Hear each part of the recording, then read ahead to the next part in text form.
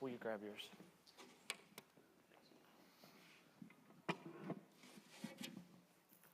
I got to tell you about Friday. It's the grape harvest season, and Friday was a pivotal day. Because if you leave the grapes on the vine too long, they're going to spoil. They're going to over-ripen. And so you could tell that there was a real energy in the air needing to get the work done. Speaking of work, I haven't had a lot of work lately.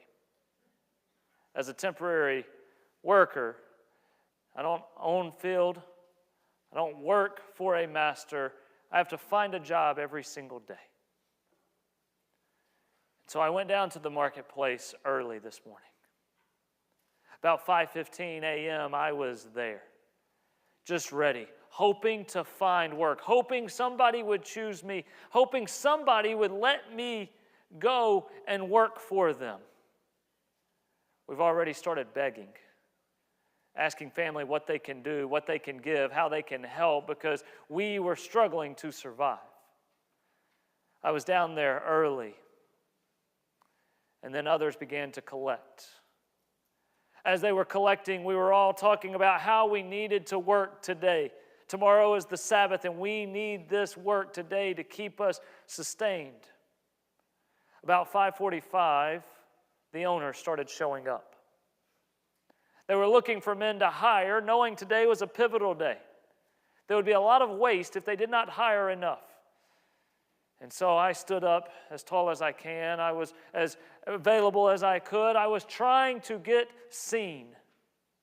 But as that first wave of masters came through, I was not chosen. The bigger, the stronger, the more able-bodied were chosen over me. It was interesting, though, because there was one master, one owner, that I overheard his conversation. He had gotten a crew together, and he had said, "Will you come and work in my field? It is a massive field. There is much work to be done, but will you come and work in my field today? I will pay you 1 denarius." I remember hearing that word and going, wow, a denarius. I haven't made a denarius since the wheat harvest, and that was only 1 or 2 days of the whole thing. I would love to have worked for that man.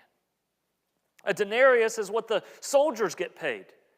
That's the government rate. A denarius is what a household servant would make every day. Us temporary workers are never expecting that much. I knew something was different about that man. Everybody cleared out around 6:15, and I decided I was going to stick around just in case somebody would show back up because I needed the work. About a third of the men, they all left, went over to begging or went over to their home, but I was going to stay. 2 hours later, that same man showed up. I peacocked myself up as large and as big as I could. I did that thing where you try to make eye contact with people when they're walking by because you want to get their attention, and maybe they'll see you and talk to you. And this time he did. He came over to me and he said, "Are you willing to work?" I said, "Yes, sir, I will work hard for you. I will do whatever you tell me to do." "Okay, if you're willing to work, then go to my field. I will pay you what is right."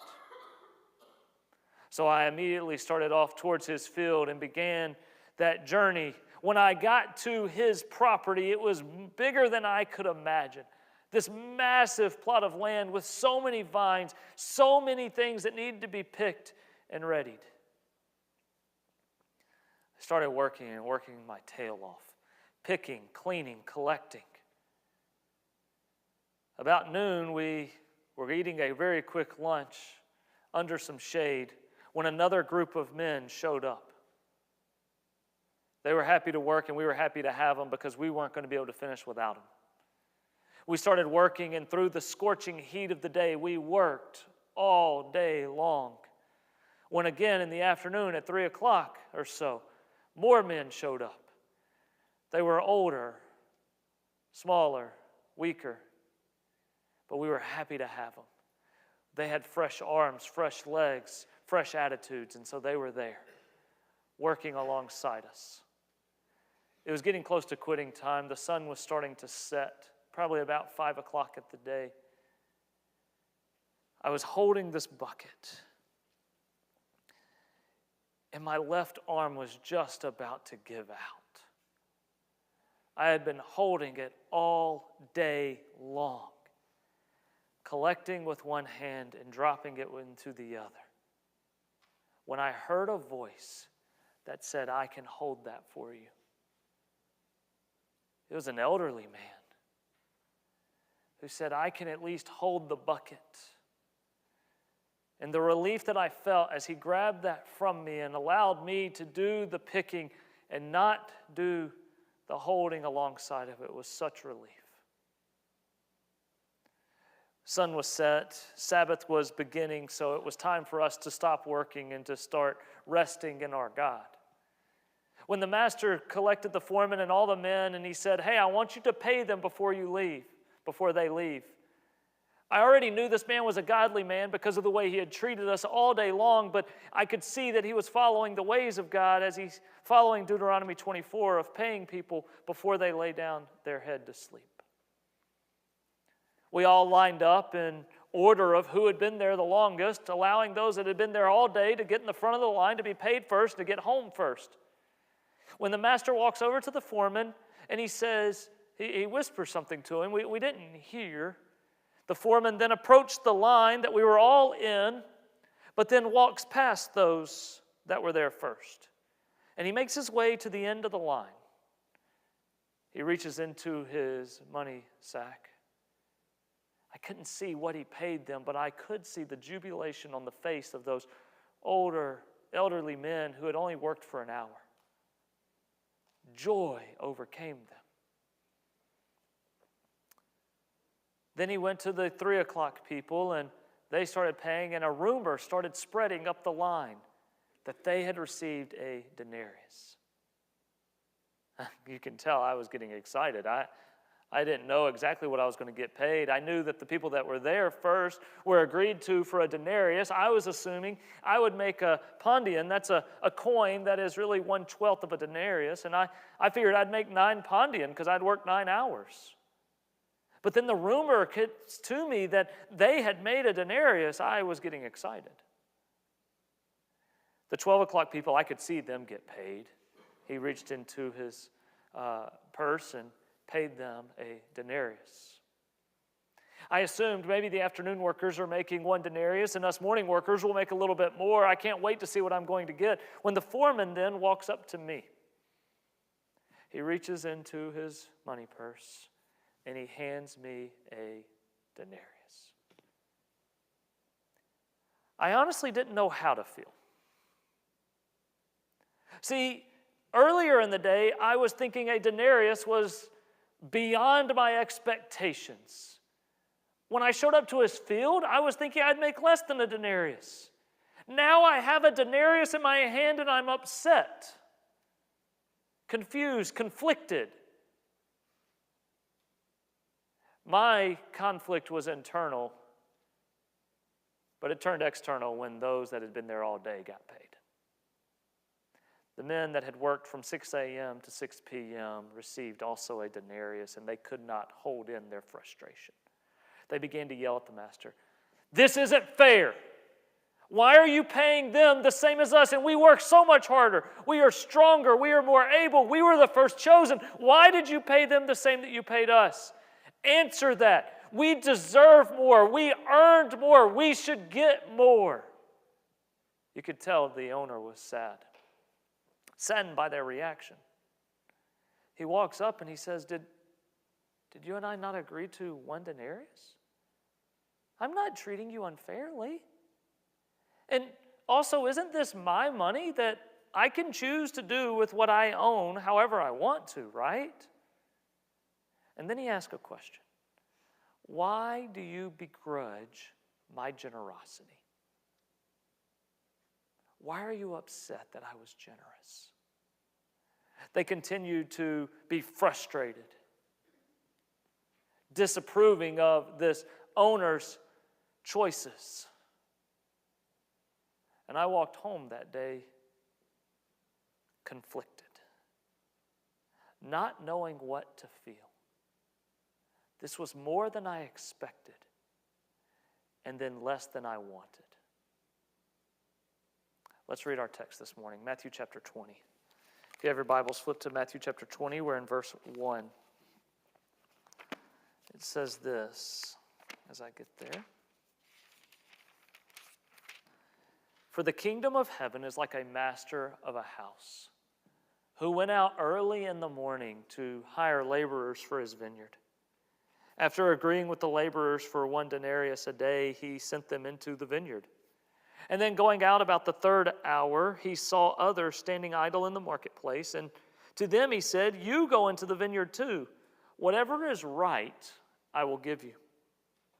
So they went, going out again about the 6th hour, and the 9th hour he did the same. That's noon and 3 p.m. And about the 11th hour, 5 o'clock, he went out and he found others still standing.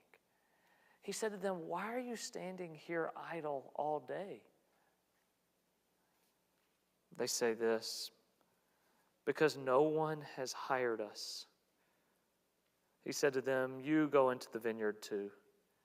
And when evening came, the owner of the vineyard said to the foreman, "Call the laborers and pay them their wages, beginning with the last up to the first." And when those hired about the 11th hour came, each of them received a denarius.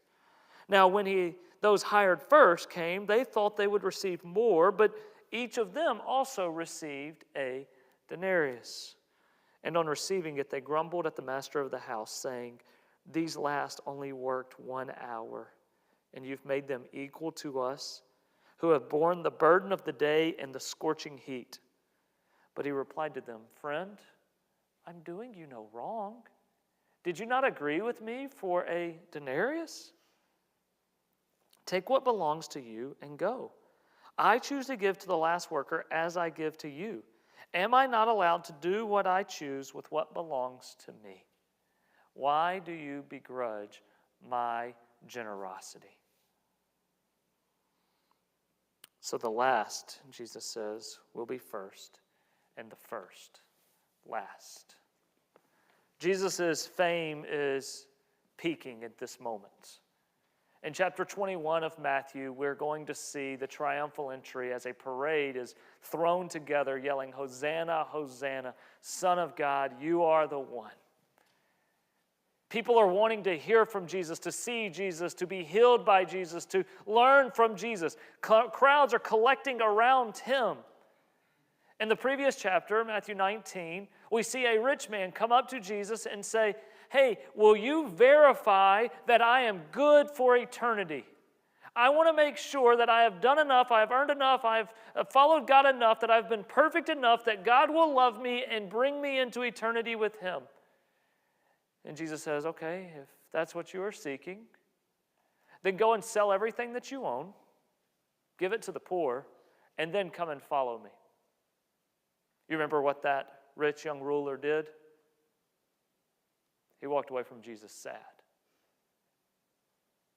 because it was going to cost him too much to follow. And Jesus concludes that moment. I'm going to read it off the screen. In verse 30, Jesus concludes that moment with this: "But you who are first will be last, and the last first." Why does Jesus say that? Because after the rich young ruler walks away, Peter pipes up. Of course Peter does. Peter pipes up and he goes, "Wait a second. Jesus, we've been doing that. We've been with you from the beginning. We've sold everything. We've given up everything. We've left our family. We've left our business. We've left our homes to follow you. What's our reward going to be, Jesus? You're great. You're awesome. And we've been following you and we've been with you. We didn't walk away saddened. We walked into this with joy." And Jesus says this: "Peter and others, be careful, because in the kingdom I am establishing, the first will be last and the last will be first."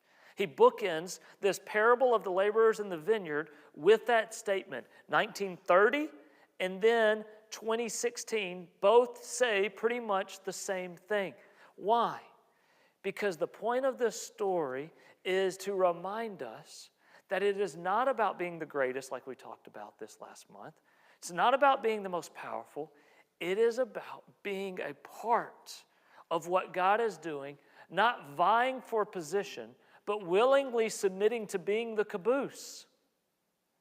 Because we're all going to the same place. Jesus tells this story. The kingdom of God is like a master who owns this grape field. And we get caught up in the unequal pay of the laborers. But what we miss, friends, is the generous owner, if we're not careful. The owner of the field, the one representative of God, is generous beyond everyone's expectation. Every single person in the story of Matthew 20 receives grace. Those men that are hired at 6 a.m. receive a pay greater than just about any other man that would have been in that marketplace that day. Those men were not required to be chosen. They had not deserved to be chosen. Only the grace of the owner to choose them was poured out. Jesus is showing us this generous owner. And why does he pay a denarius for their work? It's interesting that in the research that I've done, a denarius is what was needed for a day. It was the amount needed to sustain, to live on. So the owner is paying not what they've earned, but what they need. Do you see that? The owner is paying them what they need. He is giving them what they need to survive, not what they have deserved and what they have earned. Jesus' stories always start off in a familiar way, and then they always have a twist in the middle, right? And the twist comes at 5 p.m. because what master goes out at 5 p.m. for 1 hour of work and hires somebody? And he's hiring the leftovers that nobody wanted, that nobody needed, that nobody thought were good enough to work in their field. And yet, in Jesus' story, he is showing that those, even at 5 p.m., are brought in and are given a space to work and given a space to earn money. In this story, that change of expectation then continues when we get to that point of paying, right? Maybe you've heard this story before, but maybe this was the first time with you in this story. How did you feel when every group was paid the same?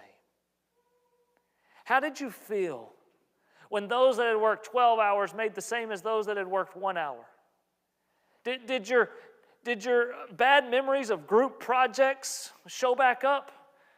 Going, no, I worked so much harder than them, and yet we all get the same grade.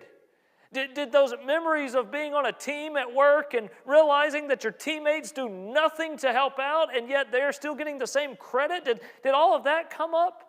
Did those frustrations of your coworkers who always showed up late, and yet you were there 10 minutes early, and nobody cared, and nobody rewarded you, and everybody gave them just as much credit as you, did all of that brew into that moment? See, we get frustrated when life isn't fair. That's not how it should be, is what we feel. But what we fail to remember is that all received grace. All deserved less than what they received, and yet all received more, but we begrudge when we don't get as much grace as someone else. Craig Blomberg, a commentator of the book of Matthew, he says this: little seems more unequal than the equal treatment of unequals. And in a different context, I would get amens over that, right? Little seems more unequal than the equal treatment of unequals. It is not fair. My Alabama really wants to say, it ain't fair when unequal people get the same result. That frustrates me. That upsets me. That disappoints me. And yet, this is what Jesus is setting us up with. Now, there is parts in the Bible where it talks about crowns in heaven and all of this sort of stuff. There is different things that we're not going to get into today. But what we are sitting in is the kingdom of heaven, the salvation that is offered, the rule and the reign of God that is available to all is like this, where all receive what they need. There's different amounts of grace given based on different needs, but we all receive what is needed. We're tempted to want to go to God and say, pay me what I deserve. I've been in this church for 30 years. I've been following you since I was 12 years old. I have not done this, or that, right? I have lived and denied myself and said no to temptation. I have followed you in all of these ways while all these other people, even the ones that claim to be your sons and daughters, are doing that. No, I am the purest. I am the holiest. Pay me what I deserve. Well, Blomberg gives us a great warning there. He says, if we appeal to God on the basis of justice rather than mercy, in that case we would all be damned. If we go to God and say, give me what I deserve, give me what I have earned, give me what I have worked up to, then we're hopeless. Paul realized that in Philippians chapter 3. In Philippians chapter 3, he starts off going, I was the greatest. I was the best. My Hebrew record, my Jewish background, nobody can compete with. Come on. Let's put our resumes up to each other. I promise you I will win. And then he says, and then I met Jesus. And I came to understand that everything that I had earned, everything that I thought I deserved, I count as loss. I choose to embrace Jesus' righteousness rather than try to put up mine in front of God. I just plead God and say, please look at Jesus and not at what I have done, because I count it all as loss. This parable is a warning for all of us. In the direct context, it was a warning to Peter. Peter, you're comparing yourself to that ruler that just walked away. And you're going, look how great you are. But be very careful. Peter, drop the arrogance. Drop the boasting. Drop the belief that you are better than someone else or you deserve more than someone else, because, Peter, you are hopeless without me. Just like you need me, they need me. Just like you have sinned, they have sinned. And it's not about who has more or less. We're not trying to balance the scales. I am freely offering mercy and grace to all that need it, because I am meeting their needs, not what they deserve. Some of you will go, well, I don't believe that way. But we are all tempted to a works-based salvation. Here's how I know.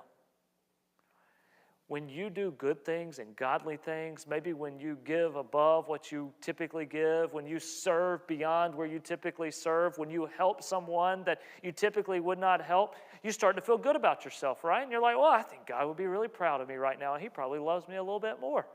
I'm proving I'm a good son. Maybe you go, I don't really do that. Okay, well then I know you do this.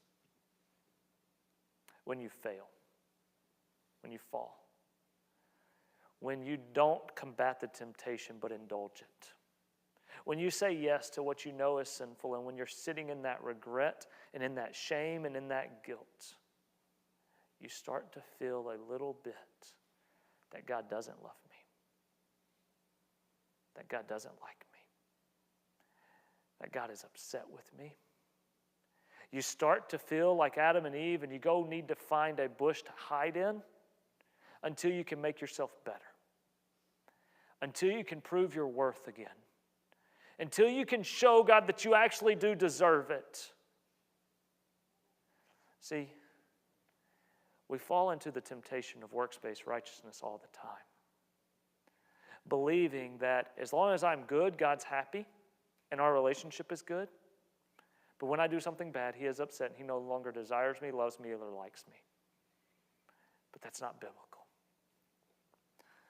This passage can be frustrating. I'll be honest. Our capitalistic mindsets don't help us in this. We want those that work hardest and achieve the most to be paid the most, to receive the most, because they deserve the most. I get it. I fall into that all the time too. It can be frustrating because we will say, I deserve more. I earned more. I should get more. But what we have to remember when we see the frustration of this is that every single one of us deserves hell. Every single one of us deserves eternal punishment. Every single one of us has rejected God, rebelled from God, run away from God. Every single one of us has not followed and not lived in a manner that deserves what we desire. And so that's when we come broken to that place, we see this passage as refreshing. Whether we see ourselves as the 6 a.m., the 9 a.m., the noon, 3, or 5, this passage is refreshing because it reminds us that we are sons and daughters not based on what we have done, but what Christ has done. That we are brought into the kingdom of God only by the merit that Jesus has given us, not for any merit of our own. I'm tempted to go to God and say, look at what Jordan has done on this earth, rather than look at what Jesus has done on the cross. We must be careful, friends, being arrogant about what we have done and having no need for grace. This passage is a reminder of how often we get bitter at the blessings of others and fail to remember the blessings we have received. We get jealous that they've gotten to do this. They got to live that way for 30 years. They got to build their wealth on this unrighteous living. And yet here we are working hard, being servants, all of this, and we are not blessed like they are. And we can go to God and we can say, well, God, it is not fair. But all the mercy we receive, all the grace we receive, all the blessings we received are not earned or not deserved. All of us are recipients of grace. The way I like to think of it is, I have received what I could not earn. I have received grace that I could not earn. I have received love that I could not earn. I have received blessings that I could not earn. I have received salvation that I could not earn. Even my best attempts at it would and have failed. It brings me to Romans chapter 5, that while we were still sinners, Christ died for us. Sometimes we forget that we were sinners. Sometimes we pretend that we're not sinners. Sometimes we want to think that we can earn it and deserve it on our own. But friends, if we appeal to God on the basis of justice rather than mercy, we would all be damned. Why do we handle this passage? I look around this room and I see many devout Jesus followers who love Him with their day and with their life, who are seeking to leave a legacy that matters and that points to Him, who are sacrificial with their time, with their money, and with their talents. I see people who go, God, I've been working for you. But I also see people, and I'm one of these, who forget the grace that I've received. Who want to earn and to prove and to deserve everything.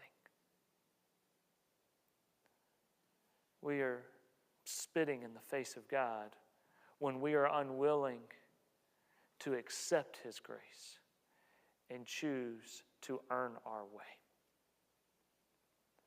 Peter goes to Jesus in Matthew 19 and says, we followed you, man.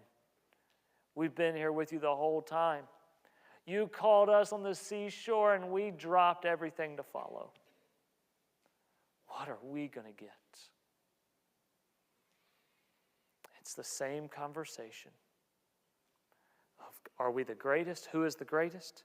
Who has the best seat? Who's going to get the best rewards? Jesus uses the same line to each one of those. The first will be last, and the last will be first. The kingdom of God is not about our position. It's about the one who is king, not our place in it. I hope today that you will wrestle through the grace that you have received, and that you'll understand this passage in a new and transformative way that reminds you to quit boasting on your own works and boast in the work of Christ on your